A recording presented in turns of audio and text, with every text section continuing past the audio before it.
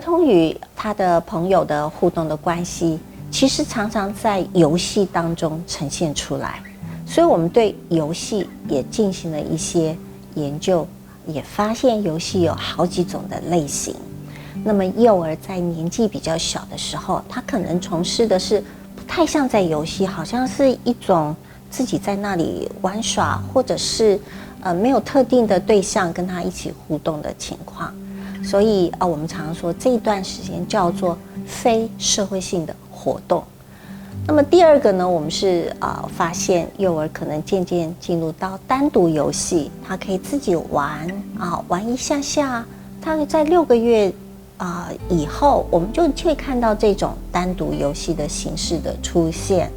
他有的时候玩久一点，有的时候玩短一点，但是基本上来讲呢，他是自己玩他的游戏。那单独游戏其实是一个非常重要的游戏的形式。那也就是当我们进入到下面的比较所谓进阶一点的游戏的形态的时候，单独游戏还是常常我们会看得到的。那即便是成年人，我们也有非常多的时候我们是单独游戏的。那也就是说，我们在从事一些活动的时候是单独进行的，这种情况还是存在有相当高的比例。所以单独游戏是最早出现，同时呢也持续非常长的时间，经常性的出现的一种游戏的形态。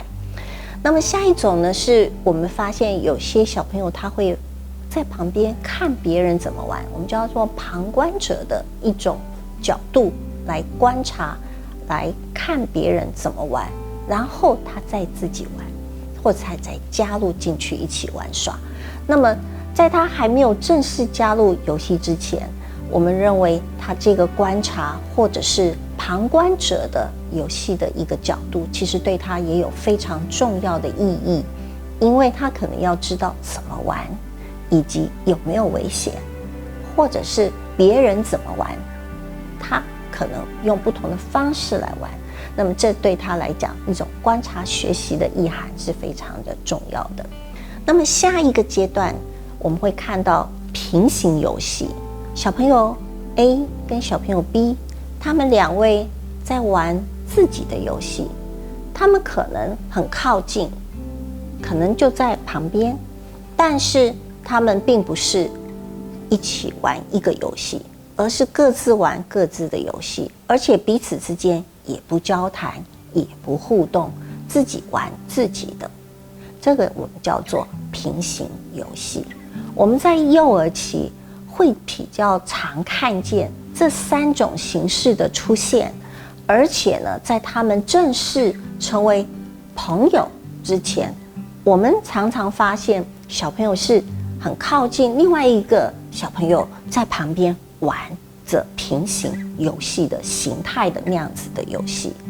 所以我们刚刚说到游戏的形态，其实游戏的形态可以我们发现它是一个非常重要而且多样化的，而且可以交替进行。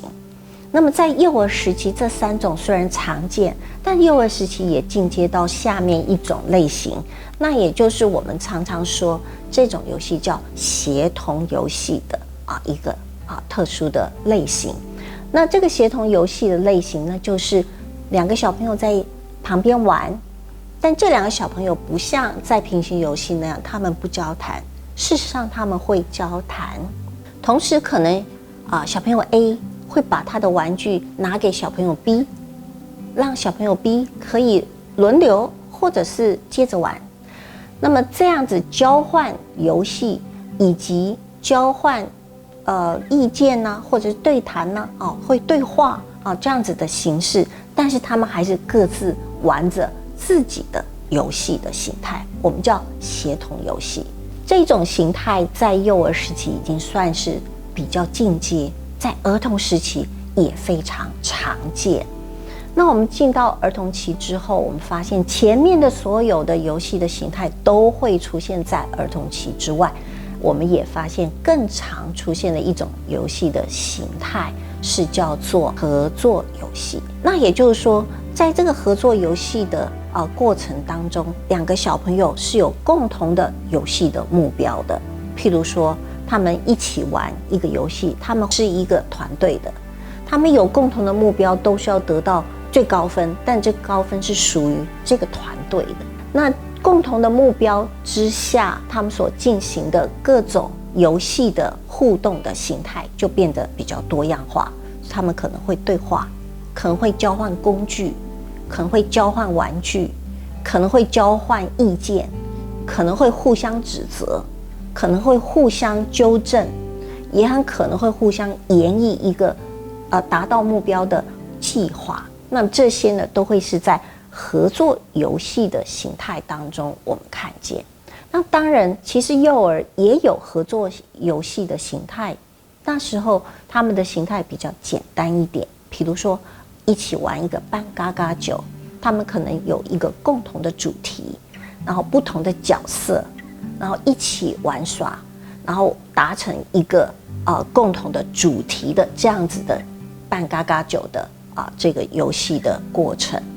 那么所以我们从幼儿时期到儿童时期这几种常见的游戏的形态都是非常普遍的，而且也都不会消失。那也就是说，我们即便到了儿童期，或是到青少年时期，甚至于成年期，我们都有可能用前面所说的这几种不同形式的游戏的形态来进行游戏。那也就是说，并不是一个成年人他就不能有合作游戏，